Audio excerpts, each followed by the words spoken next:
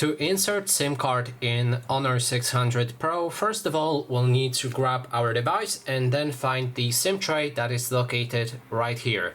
Grab SIM ejection tool, which it should be included with the phone itself, and then stick it into this gap right here and push on it until the slot is released.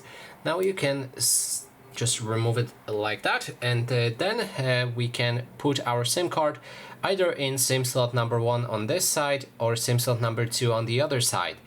In this case, here's my SIM card. You can align it. So here it reads that to screen. That means you need to align it like that. And your SIM card should always have the chip on the other side so that it can be read. Now if we put it in, make sure that you align it with the cutout that is located in the bottom left. You can slide it back into the phone, and then your SIM card should function.